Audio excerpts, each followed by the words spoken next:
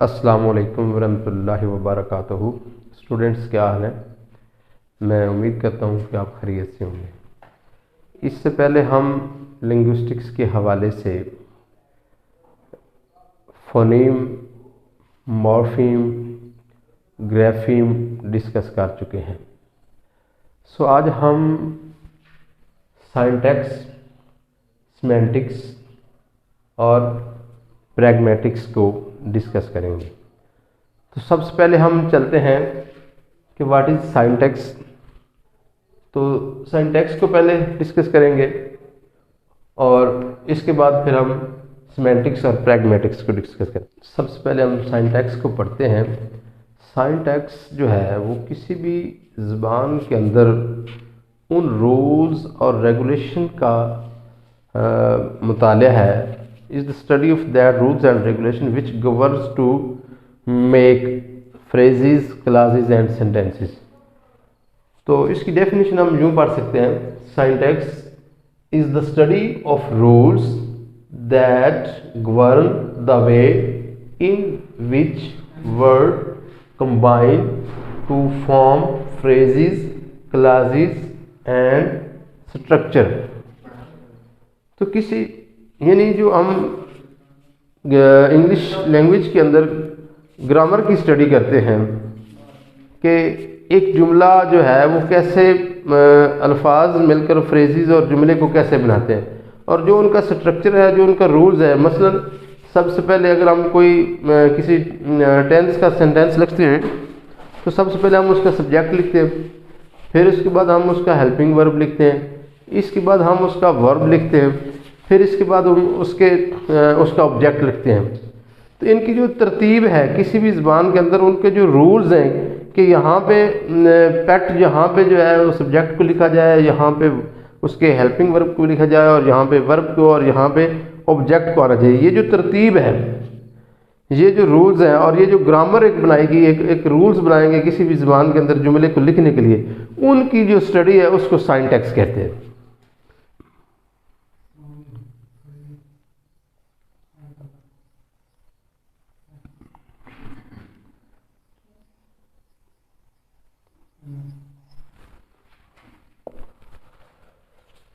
Suppose ये एक sentence है, I drink water, I drink water. इसमें हम देखते हैं यहाँ पे सब्जेक्ट है,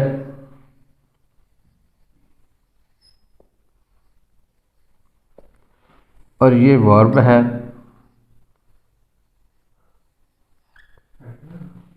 और ये ऑब्जेक्ट है।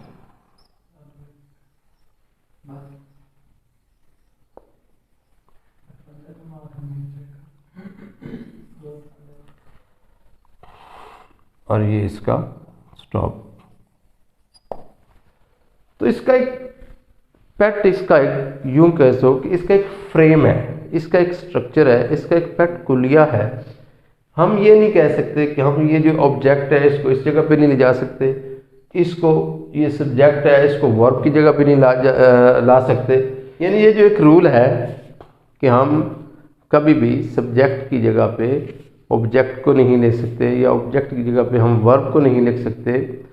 तो ये जो एक तरतीब है किसी भी ज़बान के अंदर, ये जो एक स्ट्रक्चर है, ये जो रूल्स हैं, इन रूल्स के स्टडी को सिंटैक्स कहते हैं। तो हमारी जो टोटली ग्रामर है, जो इनिशियल से शुरू होके मसलन इज़-एम-आर से लेके वाज़-वार तक जितने भी टेंसेज हैं, एक्टिव वॉइस हैं, पैसिव वॉइस हैं, डायरेक्ट एंड इनडायरेक्ट हैं, या हमारे कंडीशनल जो सेंटेंसेज हैं, या हमारी जितनी भी ग्रामेटिकल स्टडी है, ये जो रूल्स और रेगुलेशन की, ये सारी की सारी इस स्टडी को सिंटैक्स कहते हैं।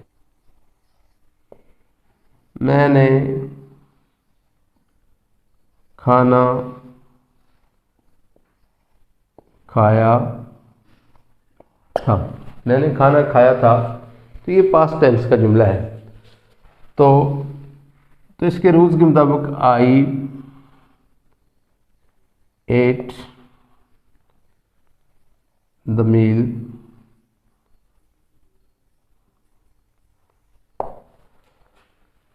तो सब्जेक्ट ये second form of verb verb की जो है सेकंड फॉर्म है, सेकंड फॉर्म ऑफ वर्ब है,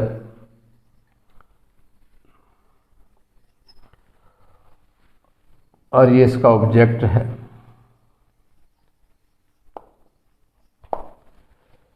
तो ये इसका सब्जेक्ट है।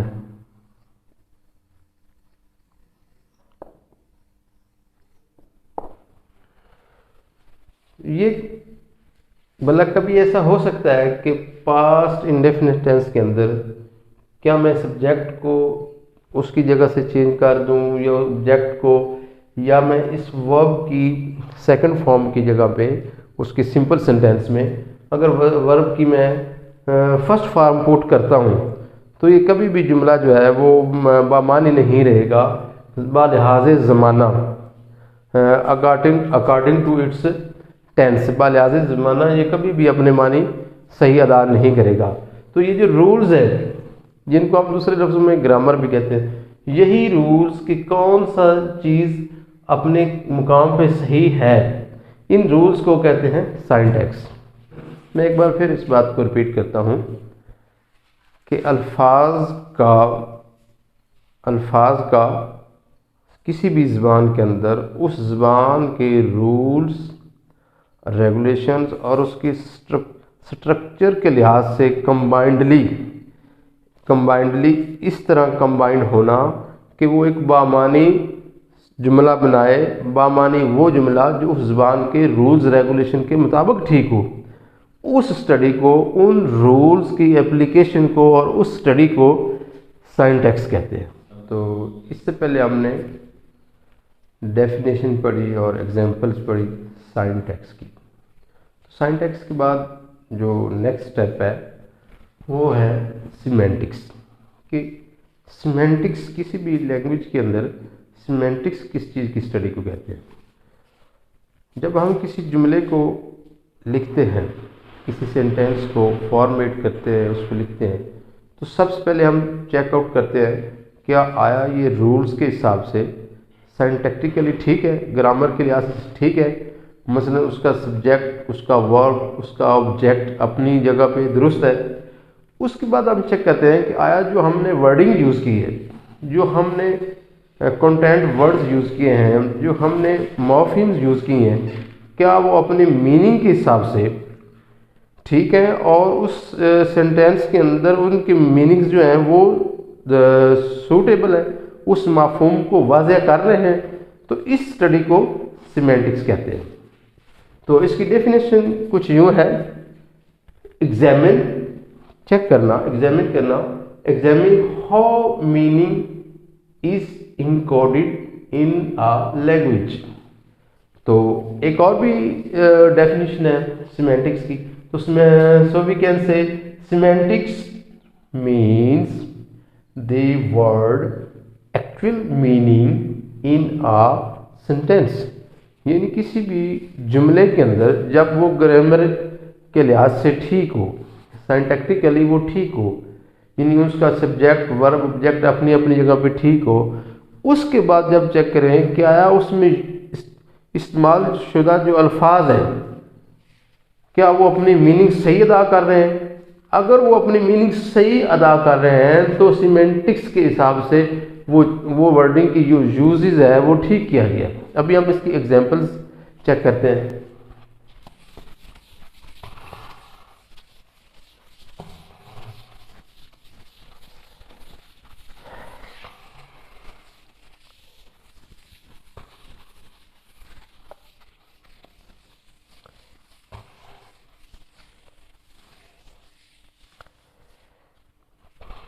सपोज ये एक सेंटेंस है, आई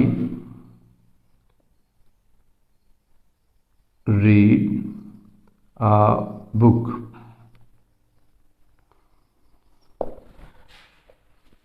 आई रीड अ बुक। तो ये जुमला साइंटैक्टिकली भी ठीक है और सिमेंटिकली भी ठीक है, सिमेंटिक्स के हिसाब से भी ठीक है, क्योंकि इसके अंदर पहले तो सब्जेक्ट भी अपनी जगह पे है, वर्ब भी अपनी जगह पे है, इसका आर्टिकल भी अपनी जगह पे ठीक है, और इसका ऑब्जेक्ट भी ठीक है। और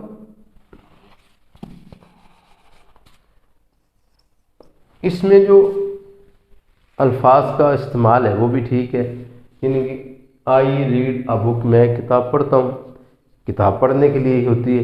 लेकिन इससे जो मैं अगला जुमला भी लिखूँगा वो आपको बताएगा कि वो आया साइंटेक्स के हिसाब से तो ठीक है, सिंटैक्टिकली तो वो ठीक है, लेकिन सिमेंटिकली वो गलत होगा।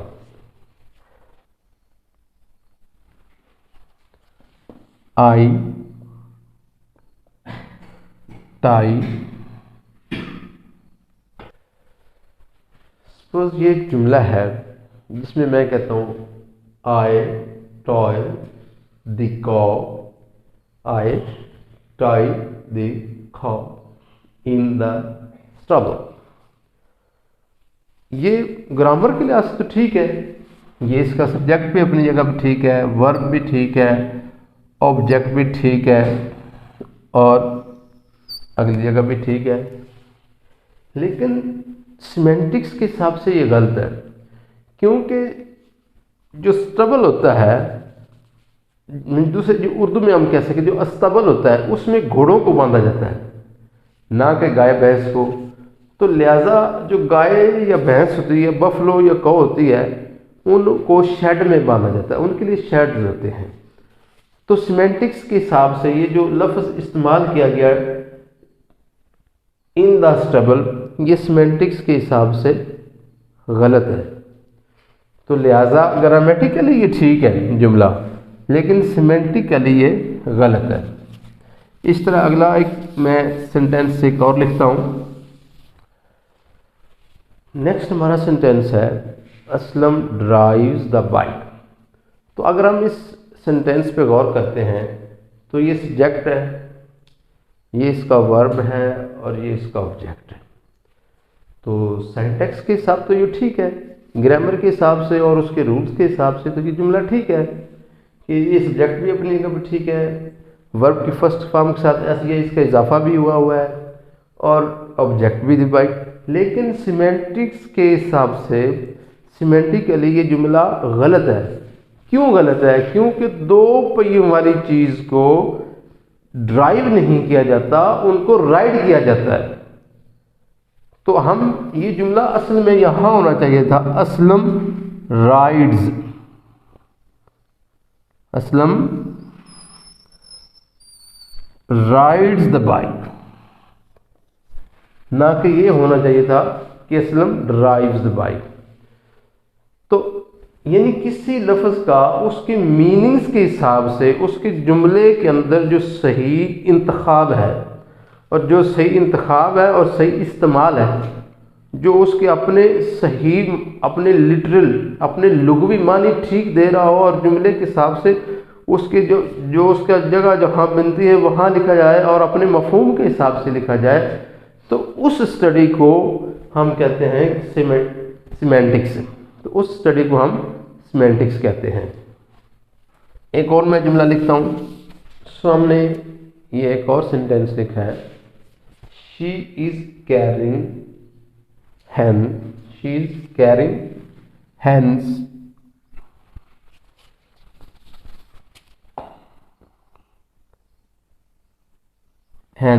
in the kennel.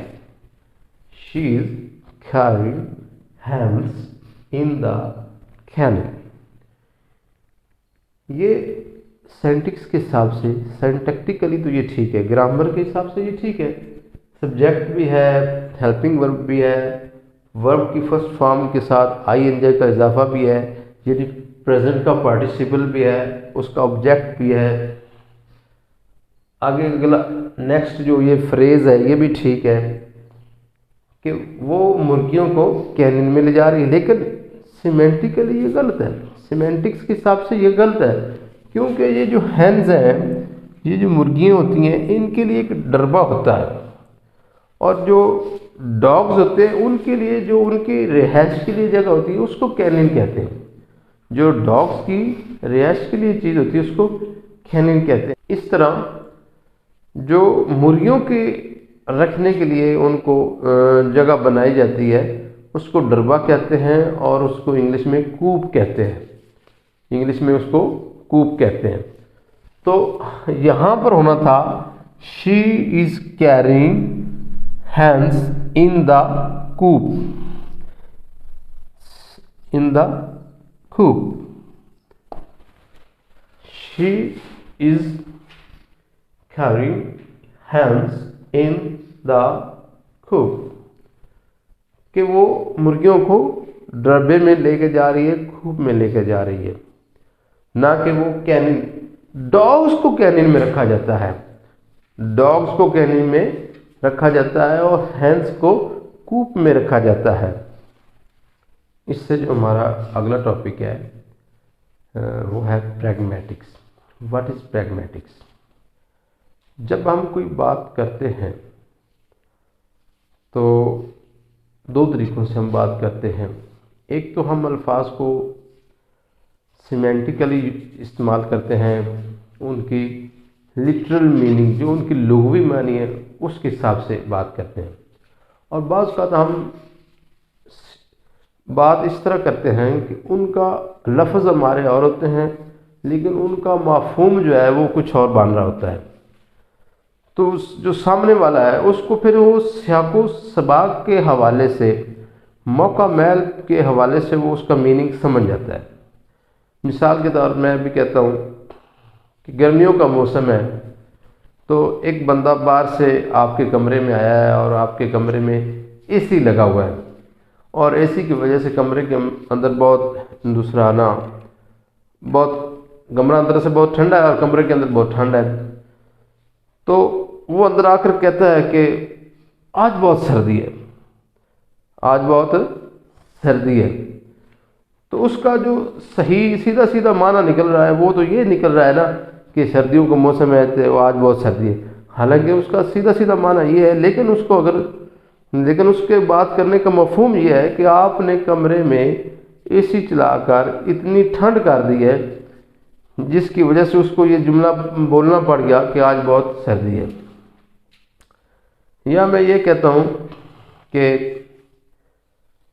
शागिर्द जो है उसको उस्ताद कहता है कि जाओ मेरे लिए कुर्सी लेकर आओ। ये सिमेंटिकली जुमला है, लेकिन वही शागिर्द जाता है, वही स्टूडेंट जाता है और अपने उस्ताद के लिए एक कुर्सी दूसरे स्टूडेंट को दे देता है, अपने साथ एक और स्टूडेंट लेकर जाता है। जब वो दूसरे स्टूडेंट को वो कुर्सी दे देता है और ख़ुद पहले आ जाता है और अपने टीचर से कहता है, अपने सर से कहता है, सर कुर्सी आ रही है, कुर्सी आ रही है, chair is coming for you.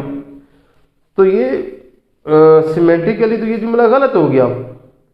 लुग़वी मानी के हिसाब से कुर्सी खुद तो चल के नहीं आ सकती, लेकिन उसके जो मफहूम है, उसकी बात करने का जो मफहूम है ना कि कोई दूसरा बंदा कि दूसरा स्टूडेंट सर के लिए कुर्सी लेकर आ रहा है, बात का मफहूम कुछ और होता है, अल्फाज कुछ और होते हैं।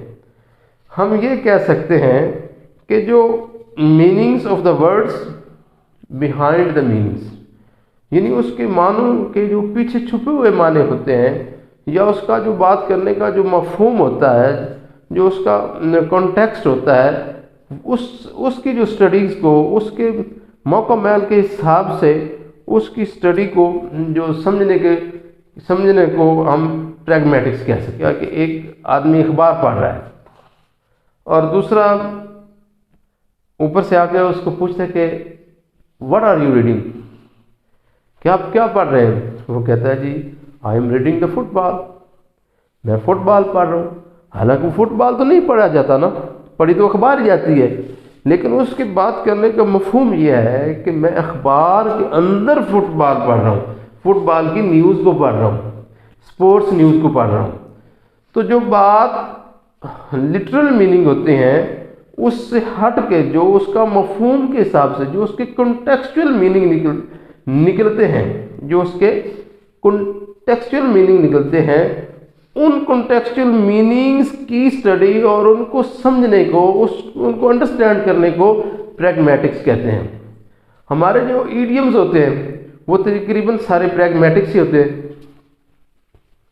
तो हम इसकी डेफिनेशन कुछ यूं पढ़ सकते हैं, pragmatics is the study of meanings in context, is the study of speaker meanings, not focus on actual meanings. कि ये जो बंदा बात कर रहा है उसके मीनिंग्स को, उसकी जो अल्फाज है उनकी वर्डिंग की जो एक्चुअल मीनिंग को नहीं देखना है, उसका जो लफ्ज़ों का सियाक़ो सबाक़ के मौका महल या वक़्त के हिसाब से जो मीनिंग, उसका जो मफ़हूम निकल रहा है, उसको जो समझने का अमल है, ये उस स्टडी को प्रैग्मेटिक्स कहते हैं। फ़र्ज़ किया हम बाज़ार से गुज़र रहे हैं, जब हम बाज़ार से गुज़र रहे हैं तो हमने एक शॉप देखी है जो जिसमें बच्चों के टॉयज़ भी पड़े हैं, बच्चों के गारमेंट्स भी पड़े हैं, यानी छोटे बेबीज़ के उनके फीडर वगैरह, उनकी बिब्स वगैरह पड़ी हुई हैं। तो छोटे जो शीरखार बच्चे हैं उनका जो सामान बिकने के लिए पड़ा हुआ है, लेकिन उन्होंने अपनी शॉप के जो बाहर शीशे वाला उनका जो डोर है उसके ऊपर जो उन्होंने एक मार्किंग कराई हुई है, जो लिखाई कराई हुई है, या उन्होंने कोई फ्लैक्स या साइन बोर्ड लगाया हुआ है, उसके ऊपर वो लिख देते हैं बेबी सेल। तो इसका मतलब ये तो नहीं कि यहाँ पे बच्चे बिक रहे हैं, बच्चों की सेल लगी हुई, नहीं। यहाँ इनके सीमेंटिक्स के हिसाब से तो ये हो गया ना कि बच्चे बिक रहे हैं, लेकिन प्रैग्मेटिक्स के हिसाब से उसके जो कॉन्टेक्चुअल मीनिंग्स है दैट वी गेन, जो उसके कॉन्टेक्चुअल मीनिंग्स निकलते हैं वो ये हैं कि यहाँ बच्चों से मुतल्लिक़ सामान बिकता है, या बच्चों के खिलौने कह लो या बच्चों की गारमेंट्स कह लो। तो ये जो उसका मफहूम निकलता है ये है प्रैग्मेटिक्स मीनिंग्स। दूसरे लफ्ज़ों में हम ये कह सकते हैं, टीचर क्लास में पढ़ा रहा है और वो अपने स्टूडेंट्स की तवज्जो हासिल करने के लिए, उनकी अटेंशन गेन करने के लिए कहता है कि whiteboard is looking to you, whiteboard is looking at you. वो स्टूडेंट्स कहता है कि whiteboard is looking at you. तो इसका मतलब ये तो ना हुआ कि वो व्हाइट बोर्ड उनको देख रहा है, नहीं, क्योंकि सीमेंटिक्स के हिसाब से तो ये गलत हो गया, लेकिन उनका बात करने का मफहूम ये है कि आप व्हाइट बोर्ड की तरफ देखो, कि आप व्हाइट बोर्ड की तरफ देखो, ना कि व्हाइट बोर्ड उनको देख रहा है। व्हाइट बोर्ड तो बेजान चीज़ है ना, वैसे उसको वो पर्सोनिफिकेशन दे रहा है, ये अलग बात है। एक और प्रैग्मेटिक्स की हम मिसाल लेते हैं। फ़र्ज़ किया आप का एक दोस्त है और वो आपके लिए फूलों का एक बुके लेकर आपका वेट कर रहा है, तो वो आपसे फ़ोन कॉल पे रब्ता करता है और आप कहता है कि आप कम ऑन हरी अप, कि आप जल्दी आओ, कि flowers are waiting for you, कि फूल आपके मुंतज़िर हैं, फूल आपका इंतज़ार कर रहे हैं। हालांकि जबकि इंतज़ार इसका मतलब ये नहीं है कि फूल इंतज़ार कर रहे हैं, फूल इंतज़ार नहीं कर रहे हैं। उस बात का मफहूम ये है कि वो आपका दोस्त, वो इंसान फूल हाथ में लिए आपका इंतज़ार कर रहा है, आपको वेलकम करने के लिए। तो बात का मीनिंग्स जो है, जो उसके लुग़वी मानी तो ये है कि फूल इंतज़ार कर रहे हैं, लेकिन उसके जो सियाक़ो सबाक़ के, उसके मफहूम के हिसाब से जो मीनिंग निकल रहे हैं, जो उसके कॉन्टेक्चुअल मीनिंग्स निकल रहे हैं, वो ये हैं कि वो इंसान जो है, वो इंसान फूलों के साथ आपका इंतज़ार कर रहा है। तो इस चीज़ को अंडरस्टैंड करने को और इस स्टडी को, कॉन्टेक्चुअल मीनिंग्स की स्टडी को प्रैग्मेटिक्स कहते हैं। वस्सलाम। मैं उम्मीद करता हूँ कि आपको समझ आ गई होगी। इंशाल्लाह कमेंट्स करें।